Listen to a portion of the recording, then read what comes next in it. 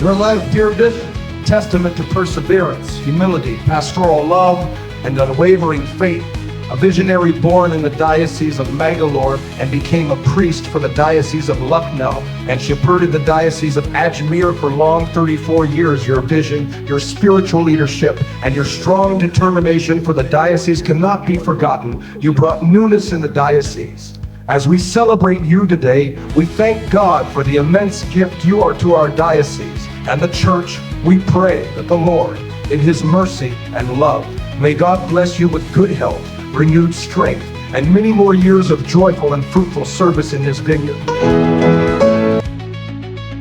Good morning, Niranjan. Good morning, dear Bishop. You are the first recruit of the diocese as a journalist, and maybe my 50th year of Jubilee is a day of celebration for you.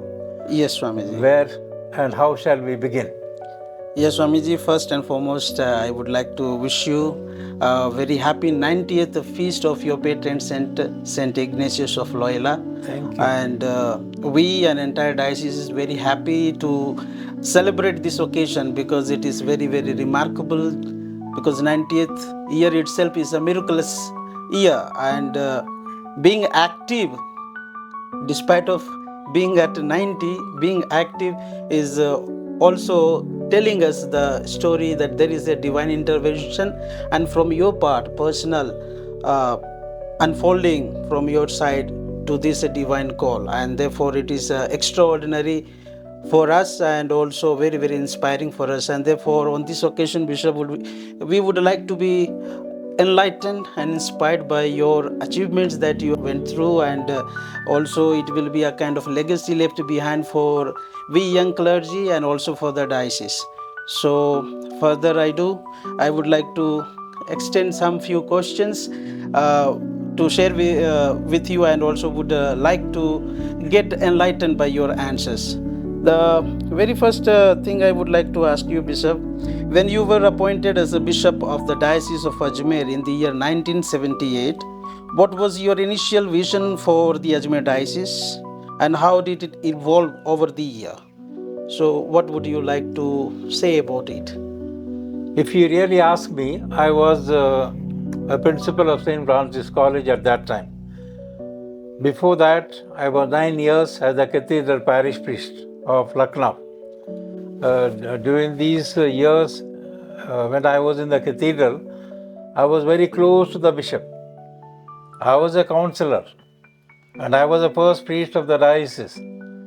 And somehow or other, I knew how priests used to come to the bishop and then get a scolding or some kind of a suspicion, and they all used to become upset, and finally they used to land in my office or in the presbytery. So from that time, I never wanted to be a bishop, to be honest with you. But anyway, God's ways are not my ways. And then when I was 39 years of age, I was asked to be a Bishop of Jhansi. Father Frederick D'Souza, who was my classmate in Allahabad, his name and my name were there for us to be the bishops of the Jhansi. I sent a request to the Nunciature. I am not interested, Your Excellency, in becoming a bishop. I am happy wherever I am, and allow me to go as long as I want. Leave me alone. Anyway, he found Bishop Frederick D'Souza, and he was appointed as the Bishop of Jhansi, and my name was there in the list. After 3 years, when I was 41, once again my name came to be a Bishop of Allahabad. And somehow or other, the same answer I gave to the nuncio: I am not interested to be a bishop. Leave me alone to do what I want to do. But anyway, at that time they brought a priest from similar diocese, and he became the Bishop of Allahabad. Finally, This third time I was asked to come to Ajmer diocese. My question to the nuncio was the same.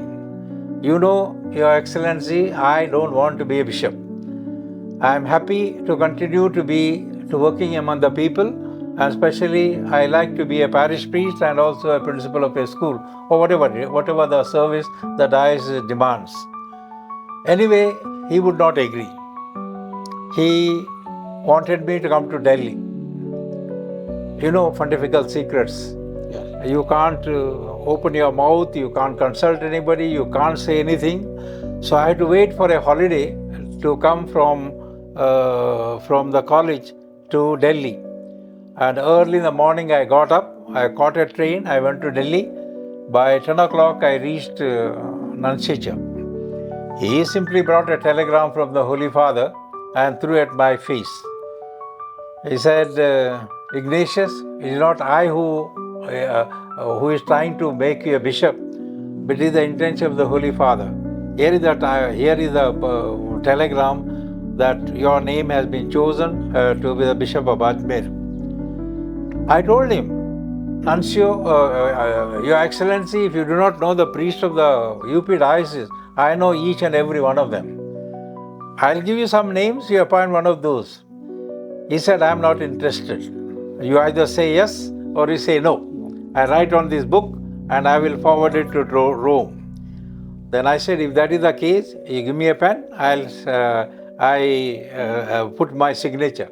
So I wrote, since the Holy Father wants me to be a bishop of Ajmer, Jaipur, I am ready.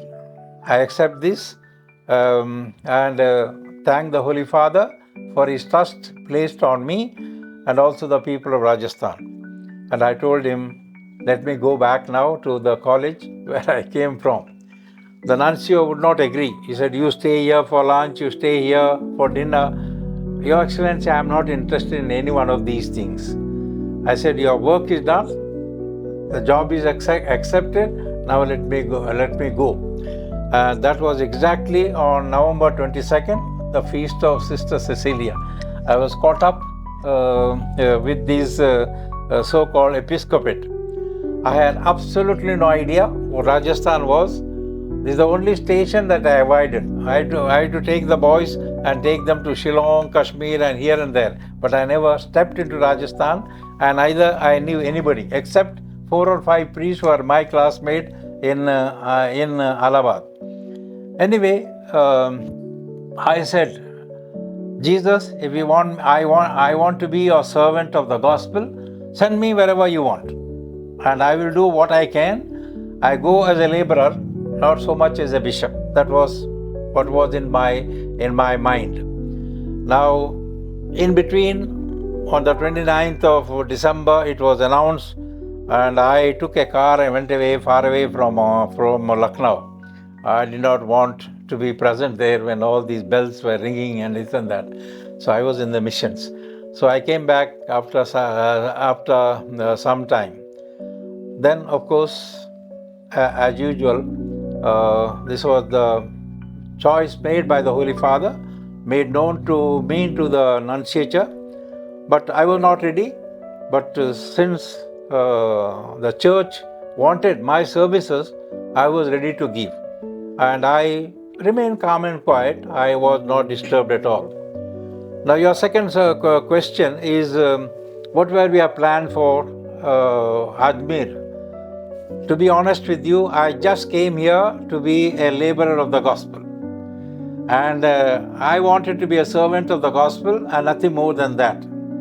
So when Father Benedict and Father Francis Andre came to me with all those audited sheets and this and that of the diocese to acquaint me with the diocese, I told Father, you are welcome to stay here with me.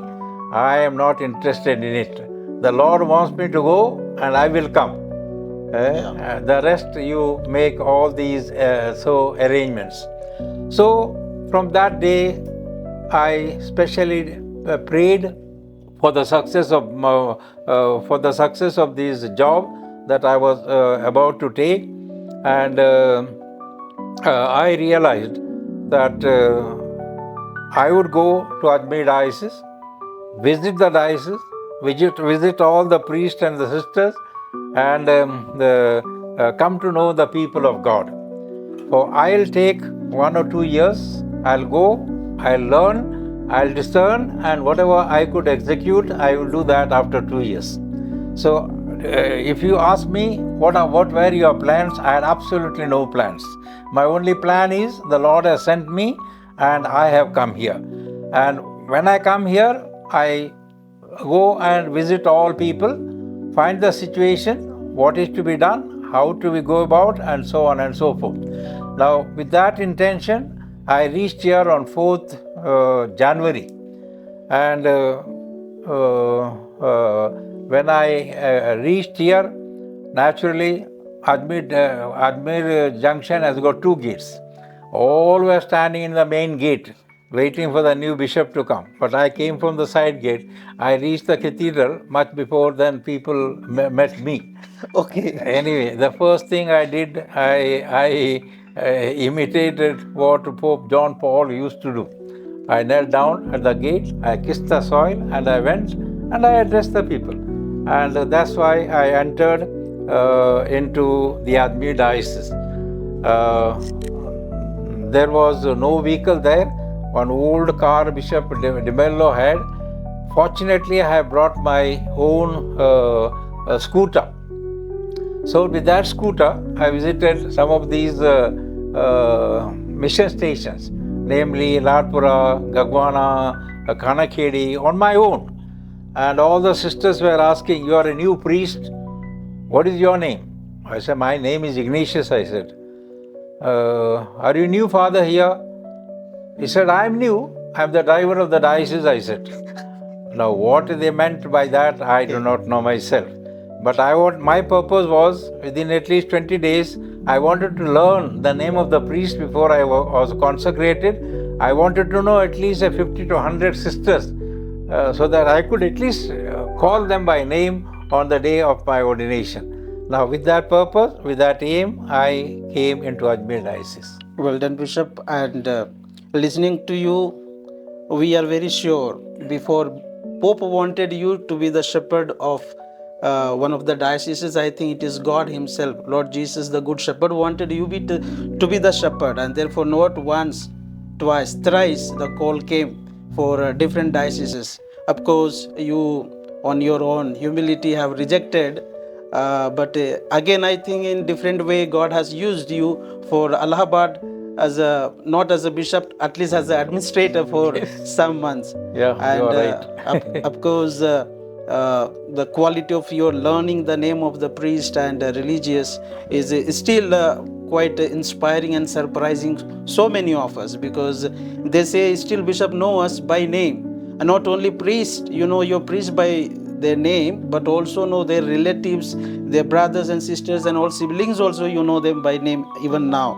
And that is actually a we should appreciate your memory or your capacity to know the person by name. So it is really a very, very inspiring quality that you have got in yourself. And therefore, I think this was already initiated in you, and it was these qualities were there in you. Therefore, Jesus wanted you to use in more larger way, and therefore we had you here in Ajmer diocese, and it is really a wonderful opportunity for us. So, dear Bishop, as you have your patron saint, Saint Ignatius of Loyola, would you like to emphasize the discernment and service that he had in his life? How did these principles, discernment and service, shape your vision for the pastoral and social mission of the Ajmer diocese? From the first day I stepped into the seminary, I knew who Ignatius was. I made a study. There's a thick book on Saint Ignatius. I studied the life of Saint Ignatius. And always it occurred to me, Ignatius was a rationalist. He had no faith. It was only when that cannonball hit him and he was in the hospital, for the first time he realized, what am I doing here? And then there was no answer. Then some missionaries moving around the hospital they gave him a book of imitation of Christ and a few copies of the saints. And Ignatius was a reader, but he was not a man of faith. He was a rationalist. Rationalist. Yeah. So, for the first time, when he read these saints' life, he said, if Augustine could do that, if this saint could do that, why can't I do also follow Christ and become a saint? In a vague way, he thought about that. And then he took 14 years to form himself. And that's what I admire of Saint Ignatius. And in those 14 years, he was already about 35 years when he was hit by that cannonball. And then he was lying in his own, he had a big house. He was recovering in his own house. And in that house, day by day, he began praying to Jesus as to show me the way. And gradually, so to say, he came to know something about Christ. Then he did a retreat of 40 days. In that 40 days, he wrote out all those spiritual exercises which Saint Ignatius is known and understood by each and everyone. Now, all the Jesuits have got a strong background of spirituality because of those spiritual exercises of Saint Ignatius. And I was very much touched by that spirituality of Saint Ignatius. Well, I couldn't be a saint as he was, but right from the beginning, after my ordination, I had promised Jesus, I will be somehow or other a genuine priest, not an ugly priest. And for that purpose, I made a promise to Jesus that I will spend at least 3 hours a day in prayer. That's why 2 hours in the morning, early in the morning I had to get up. I used to say the readings and then the morning prayer. Then I had to take the scooter and go for mass and come back. 2 hours I used to spend in prayer before I started the work. Then I never gave my time between 3 to 4, 4:30 to anybody, neither in the diocese. I told all the priests and sisters, I am here in the desk from 7:30 till 12. Either you make an appointment or you don't ring me up in between. Because that has been a habit for me. At 2 o'clock I get up, till 2 o'clock I lie down and read the daily paper. Literally I read everything. If I doze off, well and good. Otherwise I did not care. Then after 1 hour, I said all my evening prayer, night prayer, everything, all prayers. For 1 full hour I used to send. So honestly I can say the 3 hours I spent all throughout my priesthood, even as a bishop, for the Lord. I told him, these 3 hours for you, the rest of the time allow me to play my gulludanda. I do what I want. But that is the discipline I followed, following the exercises of Saint Ignatius. I was very touched by his life. In 40 days, he wrote all those exercises, and any Jesuit who is formed as a Jesuit had to go those spiritual exercises. No one was exempt. And then later on, 40 days of retreat under a guide. So Saint Ignatius has been always my model, and I hope till death I will remember him and follow that zeal that he had for the people. Yeah, Bishop, as I see your patron Saint Ignatius, you are following all throughout your life, and Saint Ignatius of Loyola may not be at his first phase of life man of faith, but man of reason.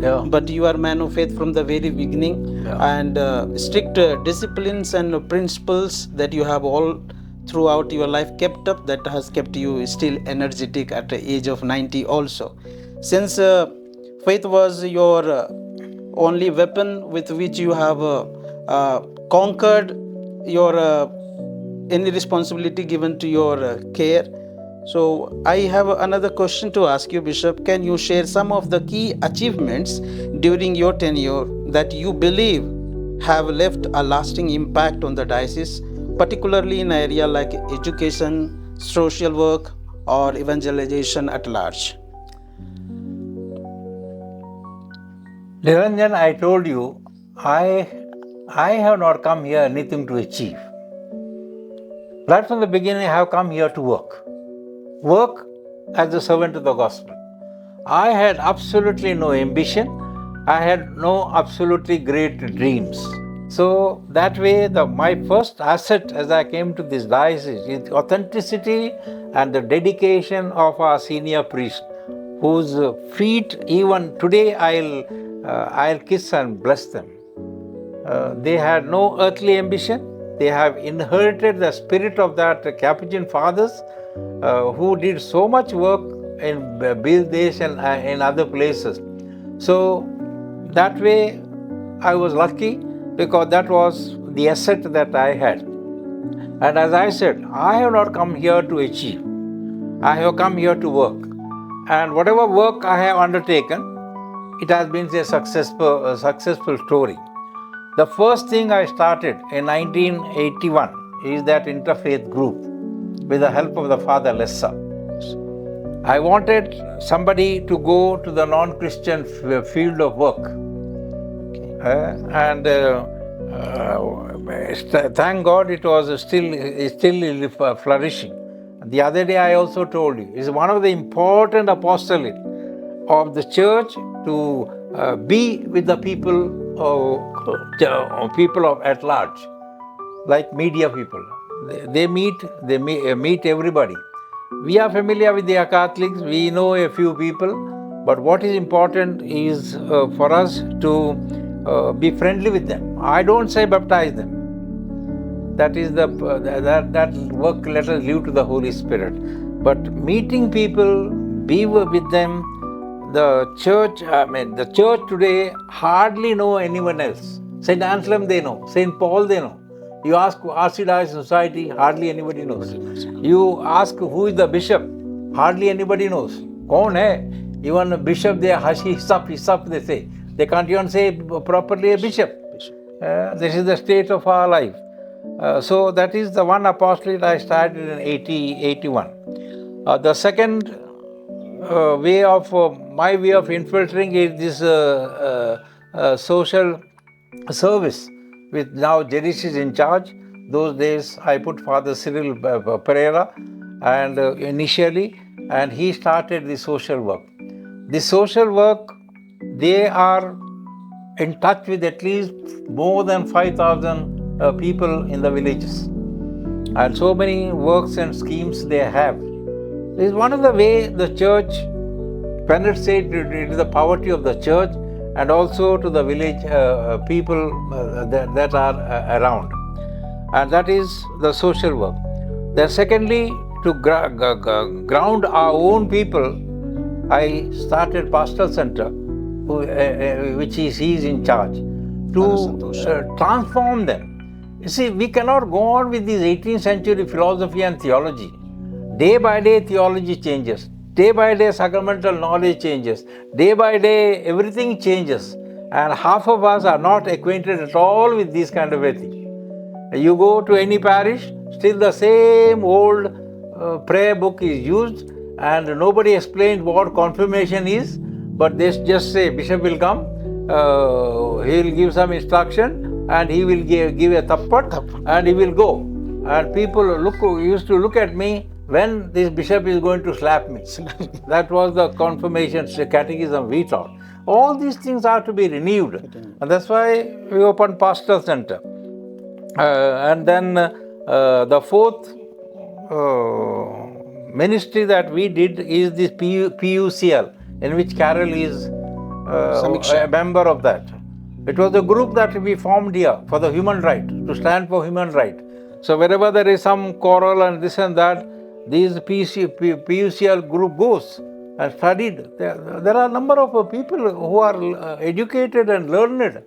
So that way we are able to maintain so-called that social justice among the people. So these are the 3, 4, 5 kind of apostolate that I chose, and I, so to say, started the centers to continue that knowledge, that infiltration, that penetration into the general public through our social means.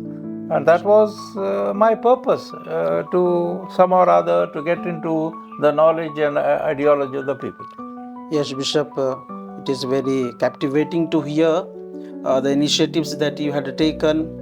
And today, actually, we are reaping the fruit of that fruitful trees of hard work that you had initiated in different fields with the help of a very dedicated priest back the time. Then, some fathers you have mentioned, Father John, you used to call John the Little, and Father Lesser, and also you mentioned the social work that you had started. It was same what he was started. Now we are reaping the fruit of that, and we need to add more flavor to it, reaching out it to the more and more people in its service, and that is the motivation we get out of it. So now at present, Bishop, when you see the time when you had taken this diocese up in your hand to govern it, to shepherd it, and now we have after you your successor is now Bishop John Carvalho. So as a Bishop Emeritus, what is your dream for the future of Ajmer Diocese under the leadership of John Carvalho? Some of the things that you would like to give him, kind of not a piece of advice, but your dream that you would like to be fulfilled in this diocese, maybe in and through the person of Bishop John Carvalho. Bishop John Carvalho, I recommended his name, and I am happy because he is one of the most authentic priests we have. Mark my word, I said authentic. Authentic means loyal to the church, loyal to your priesthood, loyal to your people. Anything else, I don't appreciate. So, Bishop, you have already had in your heart a great desire to reach out to the people, and Ajmer being a center of a religious hub, like we have also a Dargah, which is very famous, and we have Pushkar, a Brahma temple, and we also have a small community of different people, Jain, Parsis, and also we have Christians. So you always had this desire to foster interfaith harmony in Rajasthan. So would you like to envision this diocese, how to continue serving its ministry among the interfaith people in order to foster more and more harmony among the society, among the religious? The only way for me, Niranjan, is not by your speech, not by lectures, by your example. You be friendly with them. At least when I was, formed that, we had at least 75 members. How many there are now, I don't know. But anyway, I see with Father Cosmos at least a dozen or 14, 15 of them. At least a nucleus is there. So let them converse with you rather than you forcing your knowledge on them. That is dialogue. Dialogue means you are free to discuss and this and that. So same thing what Pope Francis also said, the same thing. When we meet in a dialogue, we just stand witness for your faith. You bear witness to the faith that you have. Another man witnesses, but in between you have some doubt. You talk, but don't question them, because according to every religion has a source of God, whatever it is. Some may not be properly guided, that doesn't matter, but they all have a source of God in them. They all believe in God. The structures are built in a different way that you have learnt in Indian philosophy. Yes. I need not tell all that. But I always say, you see, I also said, not only interfaith, there are intellectuals in Ajmer. What are we doing then? Who is there a priest who is free? That's why I told you. I said this is one of the most important apostolate. Take it as ask the guidance from the Holy Spirit. Don't expect John or me or somebody to tell. I said if you long for knowledge, He gives you knowledge, and He will through a vision, through a reading of the Bible, He will somehow or other make it known to you. Because that is my faith, and I believe that the Holy Spirit will never let us down if we are authentic in our faith to Jesus Christ. So there is a lot of work, especially in Ajmer, because being a religious city, there are a lot of opportunities there are. And nobody ever thought of having that idea. I think I also told you, I wanted to have a dialogue center here. I kept 6 acres of land next to that deaf and dumb school. I wanted to get a man who is good in Indian philosophy and Hindi.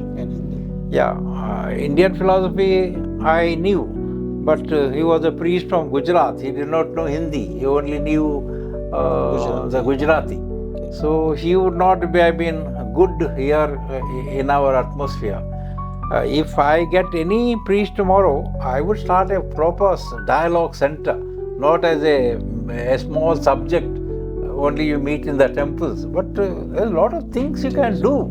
To share the knowledge of religion, to knowledge of redemption, to knowledge of salvation. These are all important concepts, as you know. Yes, Bishop. So, what would be your paternal advice for the priest of this modern time? In this rapidly changing world, what role do you believe that this young clergy today should play in addressing the modern challenges like secularism, interfaith dialogue, social justice, and also how their personal spiritual growth, drawing from the decades of your personal experience, how this priest, the clergy of the day, of the time, should become more and more people-oriented people? What piece of advice Niranjan, would you like to give? Now there is a bishop, Father John Carvalho. Let him increase, let me decrease. I will not, usurp his power. I will not usurp anything of his own. Anybody who wants meet me and get a personal knowledge, I will tell that priest. Sure. But in general, I don't have any advice to anybody, because I consider every priest has done as much study as I have done, and what is needed is authenticity and commitment. With these two concepts, you become useful in any field that you are placed. Yes, Bishop. It should be personal longing also. So, those of us really want a piece of advice personally will make if they think that I am a senior, I have this knowledge, let them come and ask. Sure. So many years I have been here, 12 years, hardly anybody has come. Okay. And I will not force myself on anyone else. I respect everybody's freedom. I said, you are a priest of God, and you can carry on. So it is an exhortation for us young clergy to make a point to come and meet you and take the piece of advice when we need it. Bishop, success is something, a kind of a driving force in us. And what would you like to define success as in your 34 years of as a bishop of the diocese? How do you define success, and particularly in context of your service in the diocese? Where do you define When I think of success, I only think of putting people on their feet. There is no other success we can count and we can measure up. Whenever you are able to put a person on his feet and make them to think for his own, I said, you have done your job. You see, this is a changing time. 21st century is not spoon-fed century. It is an independent century where a person meditates, discerns, and take up something which the inner spirit prompts him to do. And if we are able to listen to, we can get that knowledge.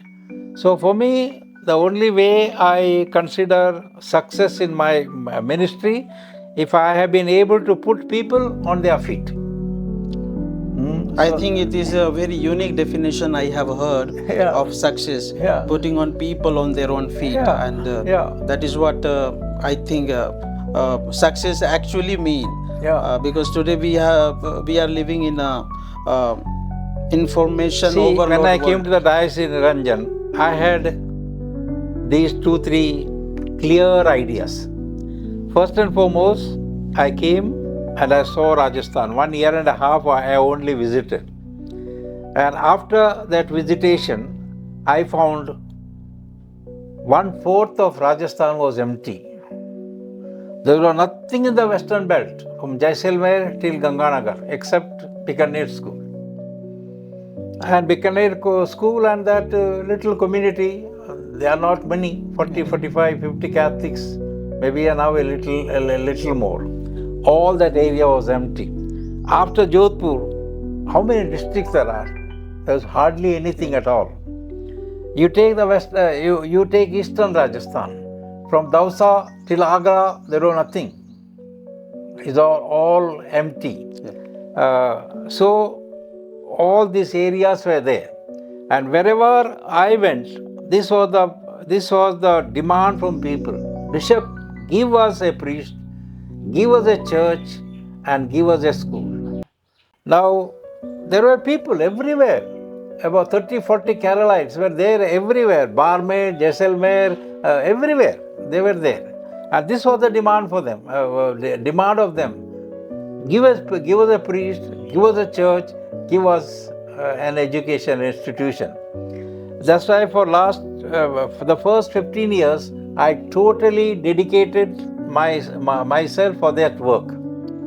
And in 12 or 15 years' time, I was able to establish one institution in every district. So now there are no complaints from the people. We have no priest, but that one thing was I was able to fulfill. Secondly, I had a plan for Rajasthan to make five dioceses. Yeah, I formed Udaipur, I formed Jaipur. My next step was Jodhpur. Jodhpur is a commission. Earlier there were 6 districts. Now there are 12 districts with the new kind of a thing. That's why I bought that plot of land also in Pal Road. We need personnel, sisters and this and that. The FCCs, MCs and Adoration Convent, they came in bulk. There are now 6-7 convents in our diocese.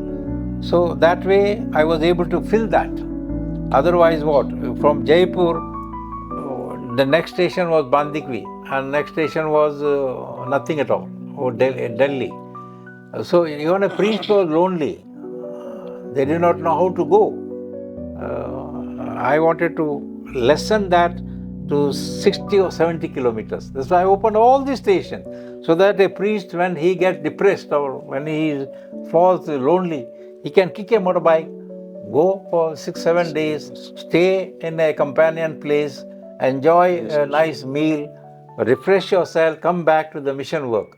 Because unless we are learned to revive ourselves, Niranjan, we are not going to survive. Yes, our nerves are going to crack up.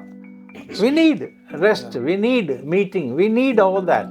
Yes, Bishop, it is great to hear that people demanded from you priest, and then and there you decided that I'll provide a priest, and it was your fruit of your sweat and blood and hard labor that you already envisioned at that time to open at least one church and one school in each district. At that time it was 12. Now we have another added 18 districts we have in this diocese. So, and each district you successfully opened one mission stations, and at least people got their sacrament. Yeah. Since you were always from the beginning onwards people oriented, and therefore you fulfill the demand of the people. Now, I think for me, maybe the last question that I would like to raise to you, Bishop, what would be your dream for the people, local people, laity of the diocese? How would you like to see them in their life today? You should ask this question to Father John Carvalho, not me. Yeah. I am not anymore planning. I am not in the planning commission anymore. Yeah, Bishop, that's true, because you have also worked hard for the people. Now I have to think of myself and bus. So, yeah. And any person who is interested in some kind of a pastoral work, some enthusiasm, I'm ready at my individual capacity. Otherwise, I have no any other dreams. Okay. So anyway, just to add last one.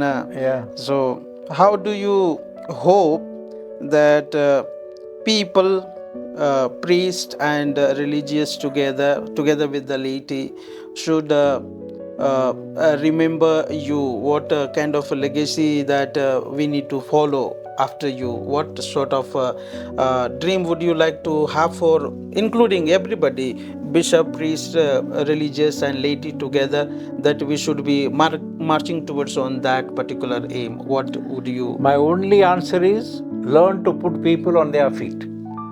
Fine. Make them responsible. Trust them and they will cooperate with you.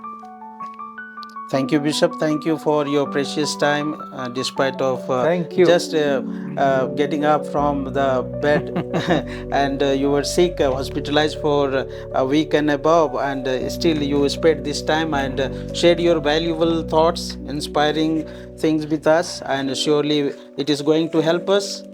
And we are very grateful, and at the same time we wish you a very happy feast of your patron saint once again, and we are going to pray for you, and also you continue to shower your prayer and blessing on each and every one of us, so that we may fulfill the dream that you had for us and the way you want to see us and the diocese growing. Thank you, Bishop, for this. Okay, Niranjan, God bless Thank you, Bishop.